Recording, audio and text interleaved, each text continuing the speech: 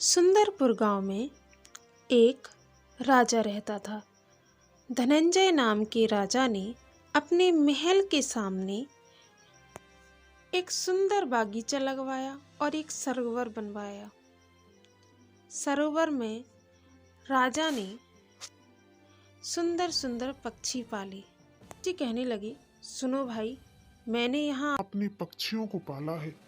बड़े ही अनमूल्य पक्षी हैं, कहीं नहीं मिलेंगे, दुर्लभ है और उनके सोने के पंख हैं। इसलिए तुम अपनी आंखों को खोल कर रखना और उनकी अच्छे से देखभाल करना। वह पक्षी अपनी सुंदर आवाज से राजा का मनोरंजन करते थे। लेकिन उसी सरोवर में कोई दूसरे उनसे भी अधिक सुंदर पक्षी आ गए और यह देखकर वह स्वर्ण पंख वाले पक्षी परेशान हो गए और उनमें इसी बात से झगड़ा होने लगा। अरे भाई, हम तो यहीं रहेंगे। अब तो ये सरोवर हमें बहुत पसंद आया, इसलिए हम यहाँ से अब कहीं नहीं जाएंगे, चाहे फिर कोई भी आ जाए। और इस तालाब के राजा को भी पक्षियों से बहुत प्रेम है, इसलिए हम तो अब यहाँ से कहीं नहीं जाने वाले। तुम लोगों को यहाँ से जाना पड़ेगा।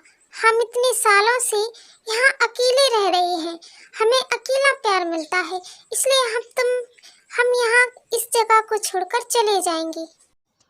और परेशान होकर सुनहरे पंखों वाली चिड़ियों ने उस सरोवर को छोड़ दिया और राजा के राज्य से होते हुए राजा को जब इस बात का पता लगा तो वह पक्षियों के पास आकर उन्हें समझाने लगी। अरे, तुम लोगों को इस तरह से झगड़ा नहीं करना चाहिए।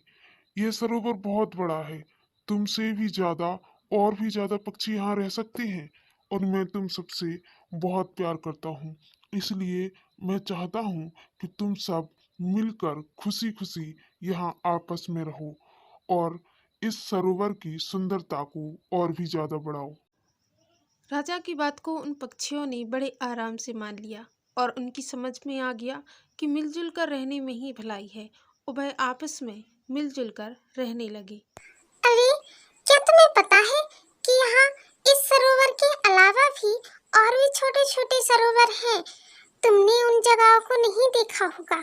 हम लोग साथ में मिलकर जाएंगे और वहाँ घूम कर आएंगे। और तुम्हें पता है, इस बागीचे में ढेर सारे फलों के वृक्ष हैं। उन वृक्षों में इतने सुंदर फल हैं कि पूछो ही मत। अरे, और ये सरोवर भी इतना सुंदर है। हम जहाँ पहले रहते थे उधर ऐसा कुछ भी नहीं था।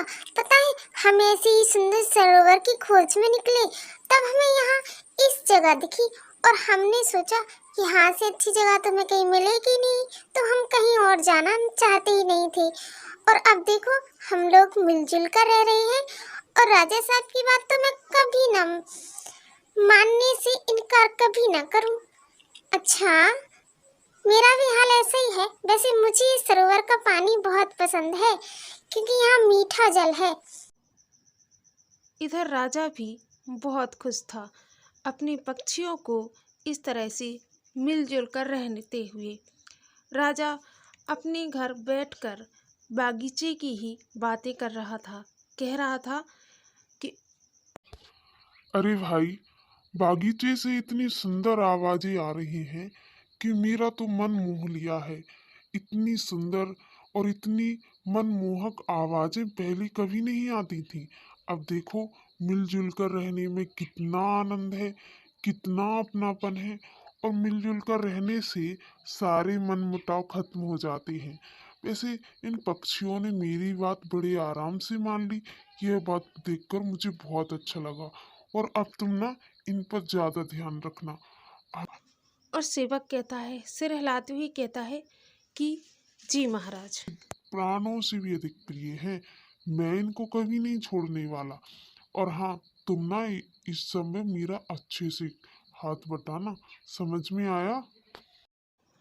तो देखा बच्चों, आज की कहानी सुनकर आपको आनंद आया? कितने सुंदर पक्षी और कितना सुंदर राजा पक्षियों से बहुत प्रेम करता है। आपको भी पक्षी बहुत प्रिय हैं तो हमें कमेंट कीजिए और इस वीडियो पर एक लाइक कर दीजिए और हमारे चैनल को सब्सक्राइब कर लीजिए। हम आपके लिए ऐसी ही प्यारी प्यारी सुंदर सी वीडियो कहानियाँ बनाकर भेजते रहेंगे। आप हमारे चैनल को सब्सक्राइब करना ना भूलें। जय हिंद, वंदे मातरम।